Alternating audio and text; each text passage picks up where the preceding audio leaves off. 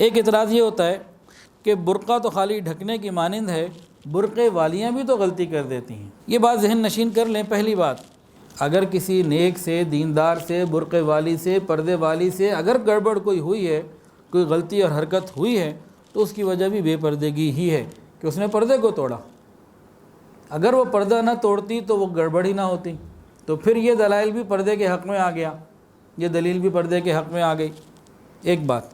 دوسری بات بہت غور کرنے کی بات ہے کہ جب پردے والیاں تھوڑی سی پردے میں غلطی کر بیٹھے تو حادثات ہو جاتے ہیں، تو جہاں پردہ ہی نہیں ہوتا وہاں کیا ہوتا ہوگا؟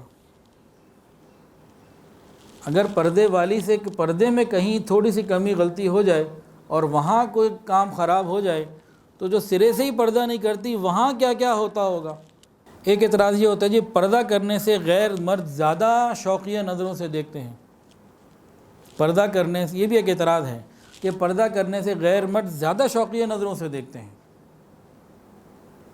تو اس کا جواب بھی یہ ہے کہ خود سوچیں، اگر پردے والیوں کو دوسرے لوگ اتنے شوق سے دیکھ رہے ہیں کہ جہاں صرف کالا برقع نظر آ رہا ہے اور کچھ نظر نہیں آ رہا، تو جہاں یہ کالا برقع نہیں ہوگا، پردہ نہیں ہوگا، تو وہاں جہاں جسم بھی نظر آ رہا ہو، بناؤ سنگھار زیب و زینت بھی نظر آ رہی ہو، وہاں کتنی ہوسناک نظروں سے دیکھتے ہوں گے۔ یاد رکھیں، بہت ساری بے پردہ پھرنے والی عورتیں اپنے کارناموں پہ پردے ڈالتے ہوئے ان کا وقت گزرتا ہے۔ بعض عورتیں کہتی ہیں جی ہم 3 بچوں کی ماں بن گئی ہیں، اب ہمیں کون دیکھتا ہے؟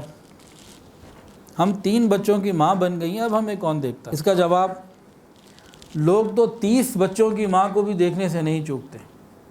ہر گری پڑی چیز کا کوئی نہ کوئی اٹھانے والا ہوتا ہے۔ پھر ایک اور جواب، اگر کوئی یہ کہے جی ہم تو 3 بچوں کی ماں ہیں، اب ہمیں کون دیکھتا ہے، تو ان سے کہا جائے آپ 3 بچوں کے باوجود بھی اگر اپنے شوہر کے لیے توجہ کے قابل ہیں اور شوہر کی ضرورت پوری کر سکتی ہیں، تو کسی اور کو کیا رکاوٹ ہے؟ ویڈیو کے نیچے سبسکرائب کے بٹن پہ کلک کریں، بیل کے آئیکن پہ کلک کیجئے تاکہ ہر نئی ویڈیو کی نوٹیفیکیشن آپ کو مل جائے۔